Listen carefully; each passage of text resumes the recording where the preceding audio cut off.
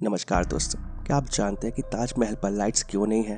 अगर पेट्रोल को उबाला जाए तो क्या होगा? जो हवाई जहाज होते हैं वो कितना पॉल्यूशन फैलाते हैं और हमारी आंखों से जो आंसू निकलते हैं वो नमकीन क्यों होते हैं? अगर नहीं जानते तो इस वीडियो को अंत तक पूरा जरूर देखें क्योंकि ये वीडियो काफी इन्फॉर्मेटिव और नॉलेजेबल होने वाला है। तो चलिए शुरू करते हैं। दोस्तों, क्या आप जानते हैं कि हवाई यात्रा के दौरान 2 या 3 पिन वाला हेडफोन क्यों दिया जाता है? 1 पिन वाला क्यों नहीं? हवाई कंपनियां अपने यात्रियों को 3.5 mm जैक वाला हेडफोन नहीं देती हैं और इसके पीछे कुछ खास कारण हैं। आजकल 3.5 mm जैक यानी कि पिन वाला हेडफोन एक स्टैंडर्ड बन गया है और एप्पल के अलावा सभी मोबाइल, टैबलेट, टीवी और लैपटॉप इन सभी जगह इसका इस्तेमाल होता है। तो इसी वजह से इस बात की काफ़ी ज़्यादा पॉसिबिलिटीज़ है कि कुछ यात्री हवाई जहाज से उतरते समय हेडफोन अपने साथ ले जा सकते हैं और जिससे कि एयरलाइन कंपनी को नुकसान होगा। तो इसीलिए एयरलाइन कंपनियां पुराने ज़माने के 2 या 3 पिन वाले हेडफोन का इस्तेमाल करती आ रही हैं। दोस्तों, क्या आप जानते हैं कि हवाई जहाज कितना प्रदूषण करते हैं? जीवन में हर कोई एक बार तो हवाई जहाज में सफ़र करना ज़रूर चाहता है, लेकिन ज़्यादातर लोग नहीं जानते कि हवाई जहाज इन्वायरमेंट में कारों से भी ज़्यादा पॉल्यूशन फैलाता है और जिससे हमारी धरती के टेम्परेचर पर भी असर पड़ता है। अगर आपको लगता है कि हवाई जहाज पॉल्यूशन नहीं फैलाते हैं तो आप गलत हैं और हवाई जहाज कार से कई गुना ज़्यादा पॉल्यूशन फैलाते हैं। दोस्तों, पर्यावरण एजेंसी UVA के अनुसार जर्मनी से मालदीव से आने जाने के दौरान हवाई जहाज में पर व्यक्ति 5 टन से ज़्यादा कार्बन डाइऑक्साइड का उत्सर्जन होता है और जर्मनी से मालदीव की दूरी करीब 8000 किलोमीटर है, जबकि एक सामान्य कार के 25,000 किलोमीटर चलने पर भी इतना कार्बन डाइऑक्साइड का उत्सर्जन नहीं होता है।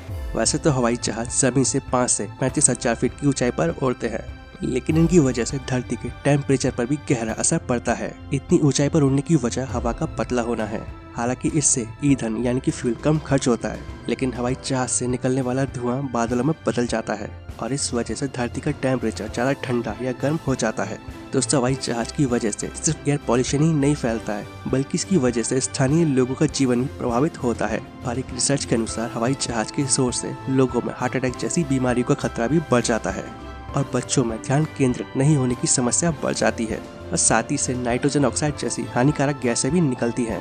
कहा जाता है कि दुनिया की महज 20% आबादी ही अब तक हवाई जहाज में सफर कर पाई है। क्लाइमेट जस्टिस मूवमेंट के अनुसार समृद्ध और शिक्षित लोगों का छोटा समूह ही सबसे ज्यादा यात्रा करता है और सिर्फ यही लोग ग्रीन हाउस गैस के उत्सर्जन के 70% हिस्से के लिए जिम्मेदार हैं, यानी कि लोगों का एक छोटा समूह ही सबसे ज्यादा पॉल्यूशन फैलाता है। इसके अलावा क्या आप जानते हैं कि अगर पेट्रोल को उबाला जाए तो क्या होगा? दोस्तों, पेट्रोल एक बेहद ज्वलनशील पदार्थ है, यानी कि ये तुरंत आग पकड़ लेता है। लेकिन अगर पेट्रोल को उबाला जाए तो क्या होगा, ये जानने के लिए पहले आपको 2 चीजों को समझना होगा, जिसमें पहला है फ्लैश पॉइंट और दूसरा है ऑटो इग्निशन टेम्परेचर। दोस्तों, फ्लैश पॉइंट उस मिनिमम टेम्परेचर को कहा जाता है जिस पर उसकी वाष्प आग पकड़ लेती है और वही अगर हम बात करें ऑटो इग्निशन टेम्परेचर की, तो किसी पदार्थ का ऑटो इग्निशन टेम्परेचर वो मिनिमम टेम्परेचर होता है जिस पर वह सामान्य वातावरण में बिना किसी बाहरी स्रोत के जैसे कि लौ या चिंगारी के बड़ी ही आसानी से जल जाता है। ध्यान देने वाली बात यह है कि फ्लैश पॉइंट में उसे किसी बाहरी चिंगारी की जरूरत होती है, लेकिन जो ऑटो इग्निशन टेम्परेचर होता है उसमें किसी भी तरह की बाहरी चिंगारी की जरूरत नहीं पड़ती है। पेट्रोल का फ्लैश पॉइंट -43 डिग्री सेल्सियस है, जबकि उसका auto ignition temperature 280 degree Celsius है, यानी कि पेट्रोल की वाष्प को -43 डिग्री टेम्परेचर पर भी कोई चिंगारी मिलने पर भी वो जल जाएगी। जबकि अगर पेट्रोल को 280 डिग्री सेल्सियस तक उबाला जाए तो वो बिना किसी बाहरी चिंगारी के अपने आप जल जाएगी। एक बात और है कि अगर हम पेट्रोल को किसी बर्तन में रखकर उबालते हैं तो होगा ये कि पेट्रोल का तापमान 280 डिग्री सेल्सियस पहुंचने से पहले ही पेट्रोल वाष्प में बदल जाएगी। तो इस तरह से पेट्रोल में आग नहीं लगेगी, लेकिन पेट्रोल को उबालने से एक बेहद खतरनाक स्थिति भी पैदा हो सकती है।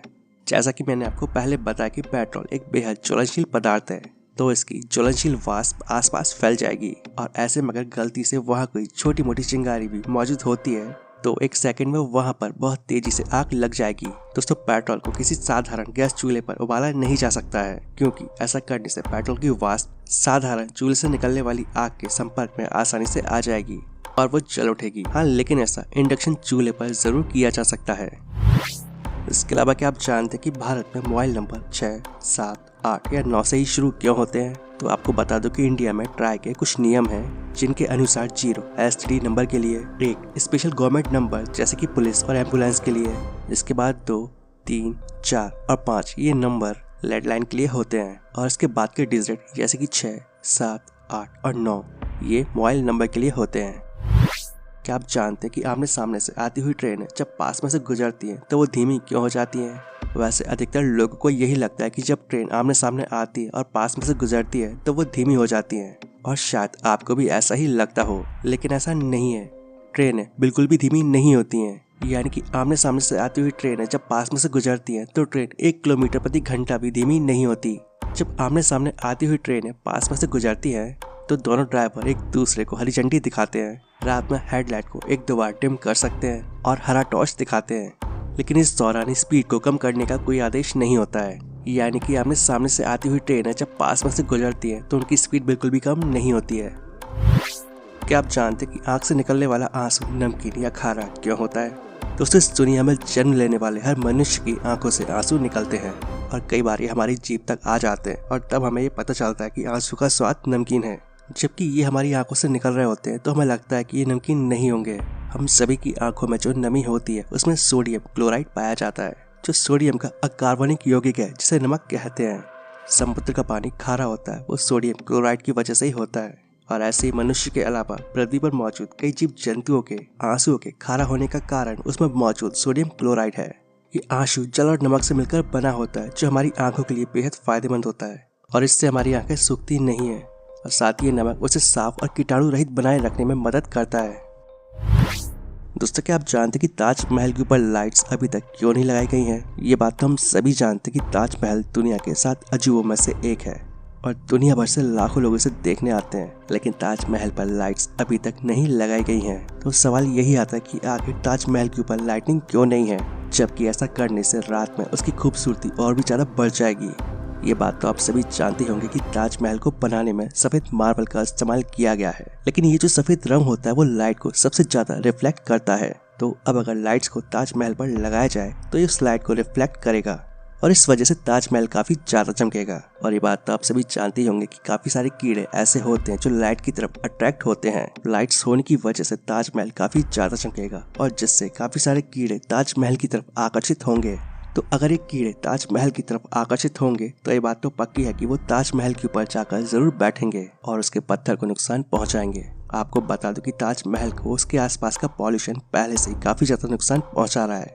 तो अब अगर ऐसे में ताजमहल के ऊपर लाइट्स लगा दी जाए तो ऐसा करने से ताजमहल को और भी ज्यादा नुकसान होगा। यानी कि लाइट्स लगाने से कहीं ना कहीं ताजमहल का डैमेज और भी ज्यादा बढ़ जाएगा। इसके अलावा बड़े बड़े आर्कियोलॉजिस्ट का मानना है कि ताजमहल को बनाते समय इस बात का खास ध्यान रखा गया है कि ये इमारत रात में चांद की रोशनी में काफी अच्छे से चमके। लेकिन ऐसे में अगर हम ताजमहल पर आर्टिफिशियल लाइट लगाकर उसे रोशन कर दें तो हम इसकी नेचुरल खूबसूरती को कम कर देंगे। दोस्तों, हर महीने टूरिस्ट रात में 5 दिन ताजमहल की नेचुरल खूबसूरती को देखने के लिए आते हैं और ताजमहल की खूबसूरती को निहारते हैं। तो अगर ताजमहल पर आर्टिफिशियल लाइट लगाकर उसे चमकाया जाए तो टूरिस्ट का ये अट्रैक्शन खत्म हो जाएगा। और ये भी एक कारण है जिस वजह से ताजमहल पर लाइट्स नहीं लगाई गई हैं।